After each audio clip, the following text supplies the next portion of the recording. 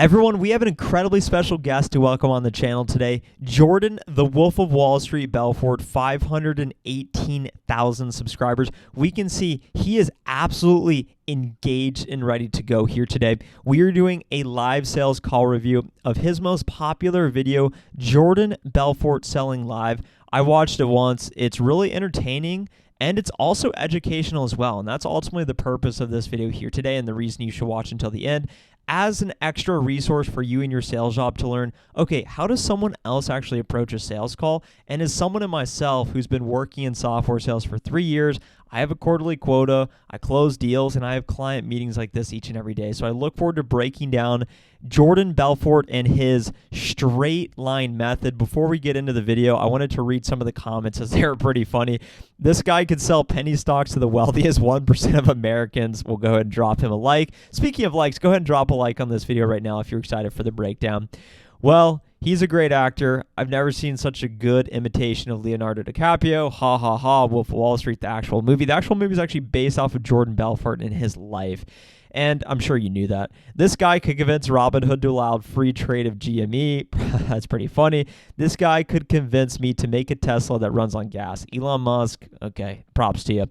Let's go ahead and get into the video right now. Okay, Jordan Belfort Selling Live. Let's go. Hello. Hey, how are you, Jordan Belfort? Nice to meet you. Nice to meet you. Thanks for taking the meeting. Thanks for coming in. Great. So the first initial reaction to that is, one, why is there just a camera on the side of his desk? Did he ask this guy ahead of time, can I record the meeting? And then secondly, Jordan clearly has a secretary in the background right here, or whatever her role is. Maybe it's his assistant. And then this lady, maybe this contact's assistant. Why does Jordan not introduce himself to her? That tells me he was probably already here. And let's see how the sales call goes. Because if you're able to tell a prospect, hey, we're going to record, that could change the course of the meeting. You never know. Having a good day? So far, so good. Yeah. So far, so good. Sorry to do this. I've only got about 20 minutes. No problem. I get it. Hopefully, we'll get to the bottom of things. Perfect. So real quick, I guess I like that. Quick rapport. He's not asking about the weather. He gets right into it. the way I usually work is I kind of want to know about you, your company, what kind of challenges you're facing right now, what's right in your business, what's wrong in your business, and based on that, what we do here at LMK is we kind of tailor make our strategies to directly suit our clients' needs. We have 3 areas of excellence we focus on. Capital markets, hedging strategies, commodities hedging, finance for your business. B, investment banking, meaning if you're looking to go public, raise any money for specific projects, both foreign and domestic. And lastly, of course, asset management, your land, your trucks, and trying to maximize your value there. But again, that's just broad areas. I look to each client kind of as a unique situation, and we try to kind of tailor that in. So initial reaction to that, he offers the overall value prop of his company, which is a good starting place because he gives the prospect an idea of how he may be able to help. What I'd like to see there, and I'm not saying this just because it's sales 101 or best practice, but I typically like to see an agenda set. Okay, today we are going to discuss what are your business challenges, how my company can solve them, and if we both see alignment, I'd like to continue the conversation or start to position what is the ideal next step in that sales process so that at the end of the call, you have that verbal agreement up front, and then you have the justification to say, well, we both agreed if it made sense to continue the conversation, we should, and that gives you more of a compelling reason to actually set up the scheduled next event. He did not do that, but of course he's in person, so it works a little different. If you had to say one thing right now in your business that was kind of like giving you the most problem, what would it be? Did you catch that? The very first question. If you had one problem in your business, what would that be? Do you like that question? It seems a little broad, and we'll see how the prospect responds. In terms of growth, like stopping you from growing as fast as you could. It's probably uncertainty around China. You know, we're a business that's... You know what everyone is sick of? We have an A advertisement. hard-charging pit bull salesman who just wants to close. I love that. Jordan Belfort, we're watching one of his videos, and he retargets his advertisement to his own channel. That's genius. I hope to be there one day as well, Jordan. US history very much rooted in Australia. We've had some experience in Singapore and Hong Kong. Right, different markets. China, China's really unknown to us. Right. And you know, that does keep me awake at night a little bit. In the sense of that, obviously, to fill the demand, that you have to kind of grow a certain amount of, or produce a certain amount of crop, and then, or milk, and then you're not sure if they're going to buy or not. So there's an issue of you know, a overproduction versus making sure they're going to buy at the end of the day. Is that what it is? Well, yeah, there's that, and I guess the question over, you know. So he did his research there. He made an educated assumption as to some of the problems the prospect may be facing as a result of not being able to expand in China? Setting up facilities in China, whether we go down that path or whether we can continue to do it out of Australia. I believe we do need to set up some facilities in China, but that requires capital. You have nothing there right now at all? No. Okay. And have you investigated opening up anything at all in China right now, or it's really in the early stages of it? Oh, no, look, it's been something I've been meaning to talk to my banker about. We've kind of discussed around the edges before, but we haven't really talked about it in depth. Right. Let me ask you a question. I was doing some more research on the industry, and one of the things that stuck out is that, in fact, there's still a massive growth potential for you here domestically in Australia, right? I mean, you're really scratching the surface domestically. Yeah. You have a good market share, but obviously the market's growing here pretty much 15-16% a year. There's still so you're also kind of building the current market share as well? So that's a really great question because he's speaking in language that the prospect understands. Jordan clearly has done his research. He hears that the customer wants to expand into China, but he starts to probe as to, okay, have you given thought about this idea as it could help your business? And he's trying to just gather more information at this point. Can someone let me know what this lady's doing? I don't think it looks like she's really taking notes. I'd be curious to know what she's doing. Absolutely. We've certainly got strong customer relationships here in Australia. I think there's a lot of opportunities for growth here. Right. I think we've got a unique opportunity in China because of our accreditation standards, and the Chinese are very... Which is not easy to get. No, I think we might be the only Australian company that has it. Right. So, we could go very comfortably just focusing on Australia, and that might be the best path. I'm not sure, but the China opportunity just is dangling out there, I guess. Right. I know. It's kind of like I do, not just obviously in the organics. I mean, pretty much every business is growing. Something I've noticed, kind of, and obviously, filler words such as that, I think diminish the message that you're trying to convey. So something to watch out for, that clearly he is a master salesman. He still uses filler words. So something to keep in mind. Tech, low tech, and everyone's kind of, China's like this kind of, this 900-pound gorilla in every conversation. And the idea, I think that's the question, the challenge everyone faces, we know we got to go there. There's a massive market there, but how do we get there in a way which is basically risk averse, but allows us kind of test the waters, and if we hit it, to kind of expand quickly and capitalize. Yeah, you're right. And the risk thing for us is really important. I mean, while we've got some ambitious plans, we don't want to take on too much risk. Right. No, makes sense. And in terms of you, where do you fit in with the company? In terms of what's your your kind of division of responsibilities? Do you manage the entire company, or how does it work? Yeah. Really great question there. You see, he initially started by asking, what are your company objectives? And now he understands that, expand into China, mitigate risk. He then asked the prospect, okay, how does your role fit into the company? And as a sales rep, something that's really important is to understand, who are you speaking with? Are you speaking with a manager? Are you speaking with a director level? Are you speaking with a VP? Are you speaking with the C-level? If you're speaking with someone low in the company, you will eventually need to level up, because the high-level people are the ones that actually control and unlock the budget. So always understand, what are your prospects' individual goals, and how do they play into the overall company strategy as well? Yeah, so I'm a major shareholder of the company, and I manage the operations day to day. So I'm very hands-on the operational side of the company. And how about the brothers, the guys those are the two? One of my brothers is quite involved, but probably not quite as involved as I am. Right. He looks after some more of the marketing and sales elements. Right. And then my father still has an active role in an advisory sense, and a minor shareholder. And but it's mainly operationally run by myself. Got it. And how about the actual? Do you have a CFO that reports to you, or? Look, we have a business manager. CFO, Chief Financial Officer, aka the person who probably signs the contract and has Jordan's money. And he looks after a lot of the finances, a lot of the accounting and that sort of thing. Mm-hmm. So I guess he's like our CFO. Right. So now you're basically fully integrated in the sense that your own farms, right? You're actually growing this stuff. Yep. Processing it and then shipping it out. That's right. This China or distributing domestically. Yep. And would your plan be, if you were going to, in China, let's talk about China for a second, because I personally think that's a massive market. I'm a big believer in the China story going forward, okay? So would you be looking to develop the products here and then ship them there raw and process them in China, or actually have land in China and grow them in China? The hard thing with organic products, especially in the dairy and the industry, is that because we can't use as many preservatives, it's harder to keep them for longer. They perish quicker. So we have a disadvantage, I guess, if we don't. I believe if we don't move some of our facilities to China, and we'd certainly be able to get fresher products, and we are about fresh products by having some facilities over there. But then there's, we're not familiar with that land. It'll take a bit of time to get up the experience curve over there. So, there are some natural advantages to being there, but there's also some disadvantages. Right.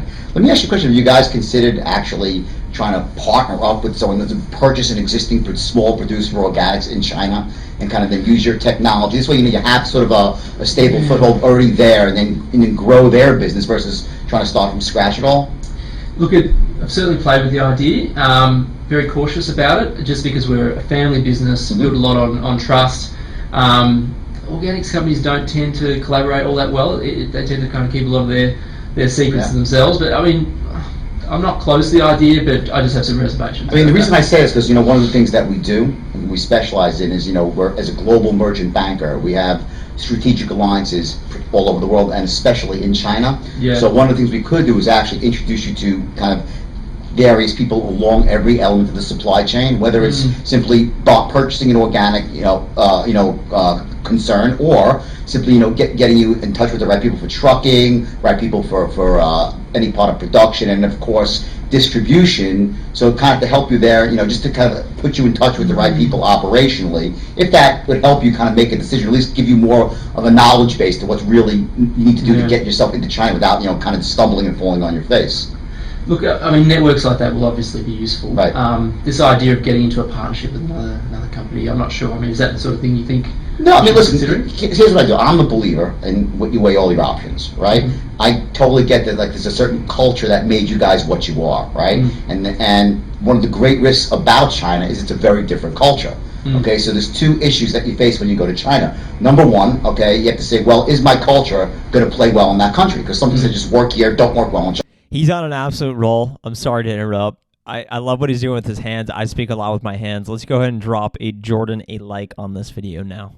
China, right? And the other thing is, yes, my culture in fact will work well in China, but there's some sort of like disconnect between the way you think you're saying it to them and the way they're perceiving it. So it's important, whatever you do, what I would recommend, whether you want to control every last ounce of the supply chain, you need to have local Chinese people there who know the market, who know the people, who know the kind of the social demeanor there, to make sure that the message that has been so successful here in Australia gets out in China. Does that make sense to you? Yeah, it does. I'd be curious to know, do we think Jordan's actually been to China? He's probably been to China. Something I've noticed with him is whether he knows what he's talking about or he doesn't, he's clearly in Australia. He started a company, 3 letters, some acronym, Global Merchant Bank, whatever they do. If he lives here domestically and is making content, I'm not sure if this business is still going on, which tells me that this business may or may not have been totally legitimate. But he speaks with absolute certainty and conviction. So when you're in your sales call, whether you know what you're talking about or not, speak with absolute conviction, and that will put you in a great position to succeed. I mean, what do you think would be some of the cultural barriers for a business like mine moving into China? I think that number one, it used to be like that China had this whole big, like, the sage white man, we want to know what the white man is doing. That was a, big thing that when they felt like they were behind. Now, there's been like almost a tip where they feel like they're the emerging dominant power, and almost like they are the wise ones and they know it all. So yet they, in truth, know, of course, they don't know. What in the world could the guy possibly be writing down by way of note? Sage white man. Okay, check. Everything, right? So there's a sort of cultural gap of you being able to educate them, but at the same time making them think it's their own idea. Like, it's like giving them the facts so they come to the conclusion you wanted them to come to in the first place. And it doesn't happen so much, it doesn't do much with like production, but with marketing. Yeah. Okay, and as you guys know, you're not just producers, you're marketers. Okay, so you need to have kind of both elements of that equation wrapped up. Now, again, like obviously I'm a banker, I'm not in the organic food business, but one thing I do know is there are certain... So everyone, I know this video could last for a long time, and retention's really important on YouTube. So what I'd like to do is I'm going to skip forward to the last 2 or 3 minutes to see how does he actually close the call. If you're interested in the meat of the call, I'm going to link the URL to this video in my description below. So feel free to check it out if you want to go watch it. I'm interested in how does he wrap up the meeting and what are the actual next steps, because if you don't have next steps, you're never going to be able to close the deal. So let's go to minute 20-ish and see what happens. It looks like he's ready to drop a bomb on this guy. Wrong, you fire me as your broker, okay? But if I'm right, not only am I going to want you to do bigger and better, let's go forward. With the timeless protection of ADT, he was safe to say, ask, which I'm really curious to see what. Unlock the front door. Let's see. Some referrals too. That might, let's say you lose 1 basis point on the whole thing. I'm wrong. You say, Jordan, you're just full of it, didn't work, and you fire me. Is that going to put you in the poorhouse as a company, honestly? Look, probably not. I have to see the numbers, but it's not going to kill you, right? Right. And on the upside, let's say I am right, which I know I am, okay, and I can show you a 25% return. And you're like, Jesus Christ, this guy actually saved me, $27,000 on a small amount of money. It's not going to make you the richest company in Australia, right? Right. Not going to make you rich, not going to make you poor. But it will serve as a benchmark for future business. And then you'll know you have a guy that knows what he's doing, okay? And from there, we can work bigger and better down the road. So all I'm asking for again is this: 1 shot, give me 30 days, okay? If I'm wrong, you fire me as your broker, okay? But if I'm right, not only am I going to want you to do bigger and better, but I want some referrals too, because that's my business truly grows. Does that sound fair enough? Give me a shot. So look, it sounds interesting. Here's my concern. Okay. So we get into business. Who else am I going to be dealing with? You're a big company. Am I going to always get you each time? I mean, you're going to bring another product specialist. I have to build trust with them. I know what it's like with bigger banks, and that's why we prefer to keep with a small relationship bank. I don't want that hassle. No, I totally get that. And by the way, just so you know, we have an interest. LMK is interesting for one sense, but we are a big bank. But we're not an ANZ or an NAB where it's so ridiculous and impersonal, okay? Where it's like, you're dealing with 1,000 faces in the customers. You call the recording up and like press 1. Oh yeah, we can call you between 12 and 12:01, right? It's not that, right?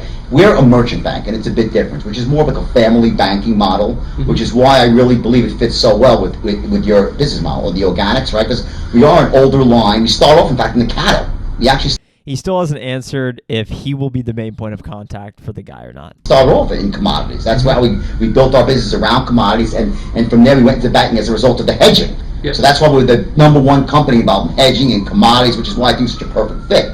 But in terms of me, you'll only be dealing with me. And if there's someone else I want you to meet, they'll be with me. In other words, if I say I got a guy who's has a new algorithm that's going to allow us to make an extra 7 basis points a month on the turn, I'm not going to say, hey, the guy's come with me. I'll have him come with me, or we can have dinner once, whatever it might be. But it's not going to be 30 faces. There's going to be me and only someone else if I believe that person, okay, can help with the conversation. But if you only want to meet me, hey, we can just be the two of us. But again, all I'm asking for is this. I'm asking to get married right now, okay? I believe in starting small, because I know I can prove myself to you. If I was here saying to you, I want all your business fire tight and do this, do that, right? You'd say, get the fuck out of here, right? Okay, but I'm not saying that. What I'm saying is that I'm confident if you just see a little bit of what I could do, we can use that as a benchmark to go forward. So again, I'm asking for 1 shot, 30 days, and believe me, you're going to be a client for life.